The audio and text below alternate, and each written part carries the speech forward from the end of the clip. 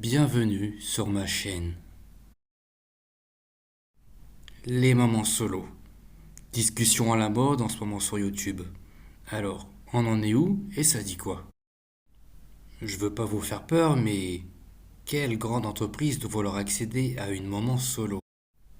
Mais je devrais d'abord commencer à vous dire pourquoi je vous dis ça. J'ai écouté depuis un certain temps des débats sur YouTube à propos des mamans solo. J'en ai entendu des vertes et des pas mûres. Au moins une chose est sûre, c'est que tout le monde est d'accord sur le fait que personne ne pourra se mettre d'accord. D'abord, comment pourrait-on définir, en une définition flash, ce qu'est une maman solo? Partons du principe que c'est une femme mère avec un ou des enfants, indépendante et qui s'assume toute seule. Juste ça. Il y a peut-être une autre définition, mais j'ai pas trouvé mieux. Après, je peux me tromper. Sans oublier bien sûr que ses enfants comptent avant tout, et elle fera tout pour répondre à leurs besoins. L'amour de ses enfants avant tout le reste. Mais une chose qui va être plus dure à définir, et moi-même j'ai pas la réponse, c'est comment définir ce dont elle a besoin elle. Puisque maintenant étant une maman solo, il est probable qu'elle sache tout faire. Elle sait s'occuper de son foyer, elle s'occupe de ses enfants. Monter un meuble ne doit pas être une difficulté, elle sait mettre de l'essence dans sa voiture, et l'administratif n'est qu'une simple formalité. Donc on se pose la question, de quoi elle aurait besoin de plus si ce n'est ce qu'elle a déjà? Le soutien, elle l'a de ses amis, ses parents, les frères, les sœurs. Les finances, on sait très bien qu'on laissera jamais une maman solo dans le besoin. C'est une bonne chose, ça lui permet de gérer son foyer et subvenir aux besoins. Donc, pour répondre à la question, ce qu'elle aurait besoin de plus serait cette hypothétique légende qu'elle aurait besoin d'une présence masculine. La présence d'un homme. Ok, mais pourquoi faire? N'oublions pas, dans l'histoire des mamans solo, il y a le papa initial. Et là, je ne m'attarderai pas sur les raisons, sur le fait qu'elle soit devenue une maman solo, parce qu'il y a tellement de raisons. Et ça, c'est leur histoire et c'est personnel. On sait juste que le papa initial n'est pas là. De là, elles ont dû apprendre à faire avec, et on en entendra certains dire qu'elles n'ont plus besoin d'un mec. Mais ça, c'est de la théorie. Il suffit de parcourir YouTube pour voir que les mamans solo, elles aussi, sont sur les applications de rencontres. Elles font des dates, elles partent en soirée, et elles rencontrent des hommes comme n'importe quel célibataire. Ok, jusqu'à là, tout va bien. Mais jusqu'à l'aveu final ou à la dernière minute, elle va devoir annoncer qu'elle est une mère célibataire. Alors certaines vont l'annoncer dès le début, ce qui est plutôt radical et qui peut mettre un terme à la relation, ou pas, mais au moins elles sont fixées. Tandis que d'autres préfèrent attendre le moment idéal pour l'avouer. C'est une stratégie comme une autre. On attend que la confiance s'installe et ensuite on suppose que tout peut passer. C'est un peu le Kinder Surprise à l'intérieur du gâteau. Et là, ça passe ou ça casse. Tout ce qui a été investi pour voir en l'autre quelqu'un d'idéal, qui aurait pu ou qui peut accepter ce genre de situation, retombe à zéro pour voir l'autre partir en tournant les talons. Et il ne restera plus qu'à cette maman célibataire de recommencer cette tactique jusqu'à ce qu'elle trouve le bon. La recherche de cette béquille qui pourra l'aider dans ses tâches ménagères, l'alléger dans sa charge mentale, et dans toute cette somme, s'il en reste encore un peu, faire un peu de place pour les sentiments, la romance, le romantisme, tout ce qui va avec. Au final, elle recherche juste celui qui va l'accompagner dans son aventure. Mais justement, l'autre, c'est qui? Celui qui osera s'engager avec une maman célibataire et toutes les conséquences qui peuvent s'en suivre. Bien sûr, je fais une parenthèse. On trouvera toujours des gens, l'un ou l'autre, qui cherchera juste une relation pour s'éclater, entre guillemets. Mais ici, on va plutôt parler de la partie sérieuse. Là où l'avenir de celui qui s'engage sera fortement mis à rude épreuve. Parce que se mettre avec une maman célibataire n'est pas la même chose que se mettre avec une célibataire tout court. Tout prend un virage à 90 degrés. Tout change pour celui qui veut s'investir, se projeter dans le futur, peut-être lui-même avoir des enfants. Parce que là, on parle du mec sérieux. Je sais, on entend des mecs sur YouTube, lors des témoignages qui disent qu'ils recherchent juste une maman solo pour passer du bon temps, et puis ciao. Mais là, on parle du mec sérieux. Celui qui cherche une partenaire pour se projeter dans l'avenir et aller très loin. Cela dit, je vous invite à aller voir la chaîne de Cameron Diffusion, qui lui-même traite le sujet en mettant en avant un live où on entend un témoignage d'un homme qui justement traite de l'expérience de la maman célibataire. Et là, c'est la première fois que je fais ça sur ma chaîne, et je vais vous mettre quelques extraits. Je dis ça parce que c'est ce que je pense en fait, et c'est ce qui s'est passé toute ma vie. Tu vois, je suis déjà tombé love d'une femme, mais dès que j'ai su qu'elle avait des enfants, j'ai tout coupé. Parce que Quoi? c'est... Hein? Pardon? J'ai déjà eu des sentiments pour une femme qui avait des enfants. Lorsque j'ai su qu'elle avait des enfants, j'ai tout coupé. Pourquoi? Des enfants, c'est-à-dire? Elle avait déjà des enfants. Je les su après, tu vois. Jusqu'à là, rien de plus normal. C'est ce que j'avais dit un peu au début de ma vidéo. En même temps, ça semble un peu logique qu'une maman ne le dise pas dès le début. Il se peut qu'elle ait justement ce besoin de savoir si celui qui est en face d'elle, elle peut lui faire confiance et surtout trouver le moment où il faut lui dire. Après, on est quand même tous d'accord que chacune auront leur type d'approche. Celles qui le diront tout de suite, celles qui le diront plus tard, celles qui diront qu'elles craignent la réaction de celui qui est en face d'elle. Et quoi qu'il en soit, il y aura toujours un résultat assez ressemblant. Et dans ce live rediffusé par Cameron Diffusion, l'interroger le fait très bien. Peut-être franc de sa part, il a dit dès qu'il a appris qu'elle avait des enfants, il a lâché l'affaire. Ce qui peut paraître choquant, ça s'entend, mais plus loin, il évoquera pourquoi. À quelle heure, moi, je vais faire semblant d'aimer des enfants des gens? Je vais m'impliquer financièrement. Jamais de la vie. Jamais de la vie.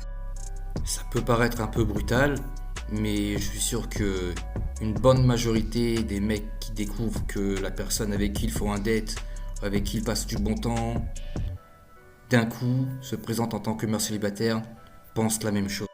Et il est là le problème. C'est pas sur l'instant qu'on va le voir, c'est plus loin, les questions qu'on va se poser. Passer sa vie avec un enfant qui n'est pas le sien, d'accord, c'est une chose, mais savoir qu'on va le voir grandir, sachant que son père initial grandit avec lui. Et on sait tous que jamais un autre homme remplacera le père initial. C'est la chair, c'est le sang qui parle. Avec tout le respect que cet enfant aura pour le père adoptif, on va dire ça comme ça entre guillemets, ne remplacera jamais l'amour qu'il aura pour son père initial. Ok, je mets de côté les conditions spéciales, mais là on parle dans le cas les plus répandus. Cet enfant n'appellera jamais ce remplaçant papa, même si ce faux papa peut tout faire pour lui. L'amener à l'école, l'amener au sport, aller faire les courses, attendre avec lui en jouant à la play, je sais pas, le temps que la maman rentre du travail, et peut-être même absorber 50% des charges, des problèmes qui ne sont pas les siens. Je parle bien de cette charge que seule la maman peut assumer, mais de par lesquelles elle va se décharger un peu ou déléguer justement pour qu'elle se sente mieux. Et pourquoi c'est un problème justement? Parce qu'un homme qui n'a jamais été papa ne peut pas le devenir comme ça. Et surtout s'il est jeune. En parlant de maman célibataire jeune, ça peut paraître pour lui quelque chose d'inédit. Et contrairement à certains métiers, devenir papa instantanément, ça ne s'apprend pas sur le tas. Ça vient dès le début, à la naissance, en grandissant, en prenant soin de son enfant. Un ou plusieurs, l'expérience se rendurcit et on devient un père. Bien sûr, avec l'amour de la maman. Parce qu'un père adoptif n'aura jamais l'amour qu'il mérite. C'est pas contre lui, mais il intègre une cellule où l'amour, l'attention, tout sera déjà orienté vers l'enfant. Ok, il aura peut-être des moments de plaisir, si vous voyez ce que je veux dire, des balades, des sorties, des ciné, des restos, du bon temps, mais tout ça ne sera que secondaire.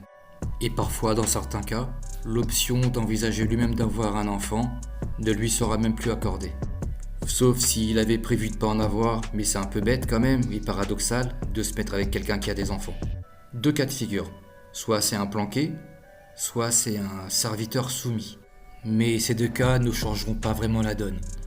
Il restera toujours cette espèce de pièce rapportée. Mais attends, moi j'ai une question. Pourquoi tu raisonnes comme ça? Parce que je n'ai pas... Mais en fait, moi je veux... Je sais pas comment t'expliquer. Je vais faire quoi avec une femme qui a déjà des enfants? Sachant que ce ne sont pas mes enfants, ils n'ont pas mon sang. Je ne peux pas faire semblant d'aimer quelqu'un. Et moi je suis pas quelqu'un qui est dans le semblant, j'arrive pas. Tu vois ou pas? Ça veut dire que c'est des relations pas sérieuses.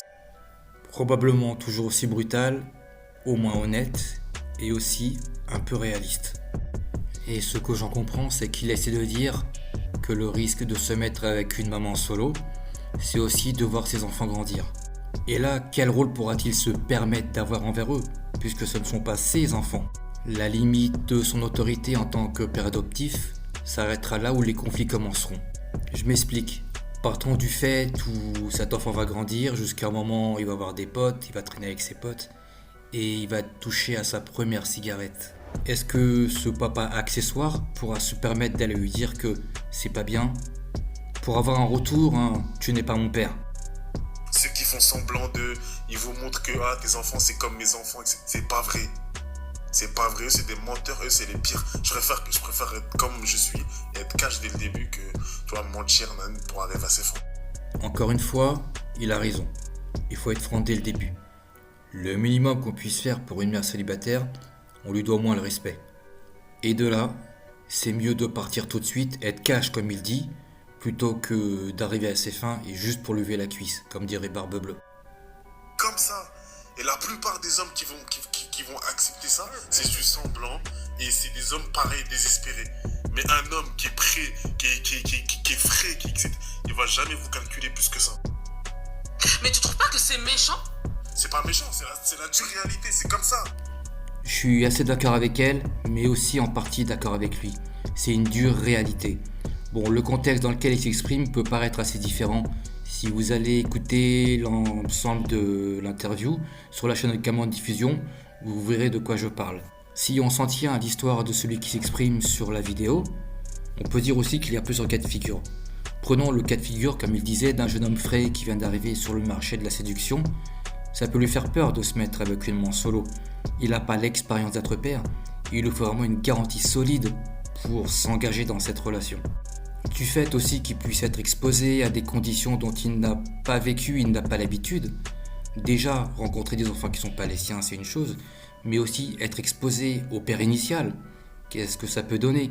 Bien ou pas, on ne sait pas comment ça peut se passer. N'oublions pas que dans les cas les plus répandus et les plus généraux, la maman doit garder un contact avec le père initial, quel qu'il soit. Bien sûr, c'est pas ça que doit mettre un frein à la relation, mais ça doit faire partie des priorités qui seront discutées pour pouvoir garantir un engagement solide. Mais en tout cas, il y a 90% des hommes, c'est comme ça. Je vais faire quoi avec toi? Waouh. Et t'as quel âge? Moi, j'ai 28. 28 ans, ça reste relativement jeune pour un homme. Surtout que... Et les mamans célibataires que tu croises ou que t'as déjà eu à rencontrer, elles avaient quel âge? 32, 33, 35, entre 30 et 36. Ce qui reste un âge relativement dans les normes pour une maman solo, en supposant qu'elle ait eu leur enfant 3 ans auparavant, à peu près. Bien sûr, on n'exclut pas le fait qu'il peut y avoir des mamans beaucoup plus jeunes, voire d'une dizaine d'années. Maintenant, parlons du deuxième cas de figure, où cet homme accepte de s'engager avec une maman solo. Si on s'en tient à la personne qui s'exprime dans l'audio, l'homme qui accepte de se mettre avec une maman solo serait plutôt un soumis ou un planqué, du fait qu'il soit prêt à tout accepter pour avoir sa part de gâteau, sans en connaître les conséquences. On pourrait même croire que ce qui les attend en premier, c'est que la maman solo les attende dans sa chambre lorsque les enfants sont couchés. Mais bon, là on va raccourcir parce que ce sont sûrement des histoires qui ne durent pas assez longtemps. Je suppose que les mamans ne soient pas aussi stupides pour ne pas déceler les intentions de ce genre d'homme.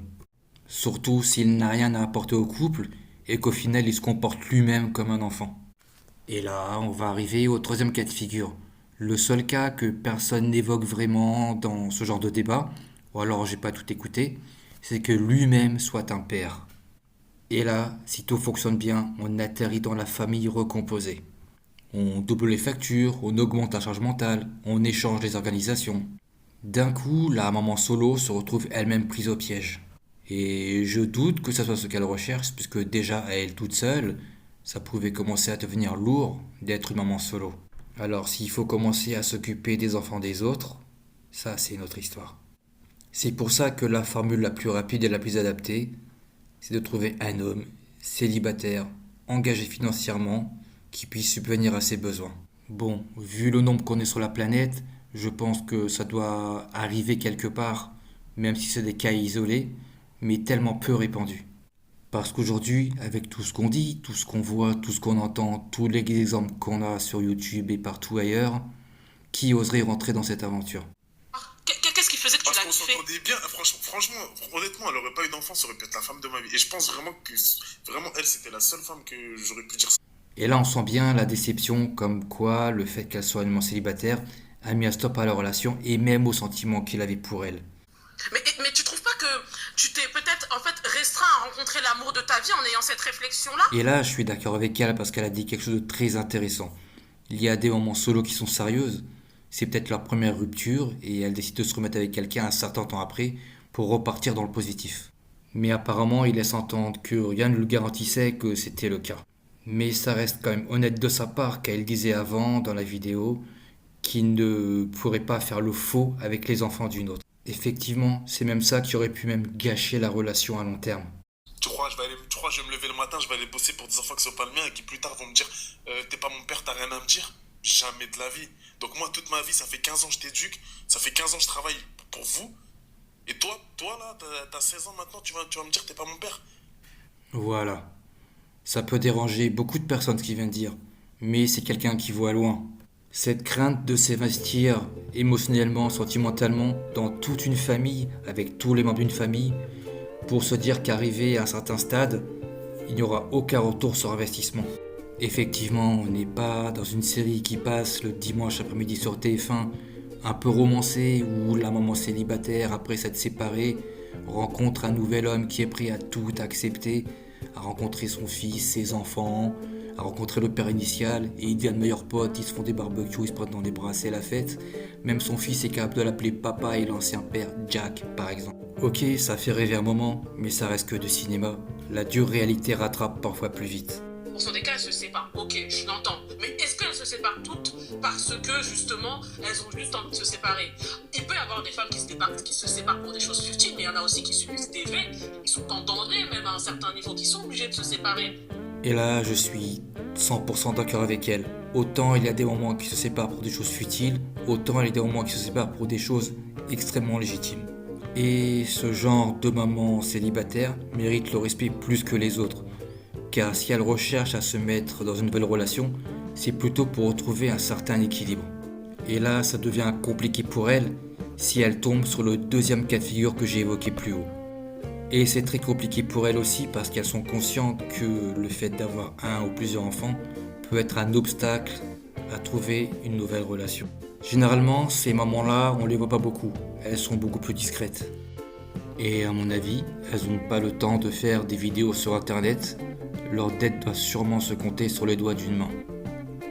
La charge mentale lui court après et ses insomnies sont là pour lui dire qu'elle est encore seule. Au lieu de se poser la question à quelle heure elle va faire son TikTok, elle est déjà en train de se prendre la tête à 6h du matin dans la salle de bain, à savoir si elle pourra déposer son fils, sa fille à l'école à l'heure. Et la voilà partie pour 2 journées en une seule. C'est plus de la charge mentale, c'est de la survie. Et là, bien sûr, on parle d'une maman solo à 100%. On sait tous très bien qu'une garde partagée, ça arrange les choses. Et c'est là, dans ces conditions d'une maman solo à 100%, que trouver un papa secondaire devient une sélection chirurgicale. Et là, bien sûr, on parle vraiment des mères célibataires méritantes et qui doivent être méritées. Tomber sur le mauvais gars pourrait la dégoûter à jamais. Et la suite, vous la connaissez. Et donc, résultat des courses. Cette question, elle a une réponse ou pas? Qu'elle soit maman méritante ou maman extravagante. Quel est le point commun? Je crois qu'on l'a tous trouvé, non? En étant un peu sérieux. Voilà, je crois que je vais m'arrêter là. Sinon, à vouloir trop en dire, je vais finir par dire n'importe quoi. Je vous remercie d'être resté aussi longtemps pour écouter ce que j'avais à dire. Et les commentaires sont là si vous voulez vous exprimer. Merci et à bientôt. Ciao.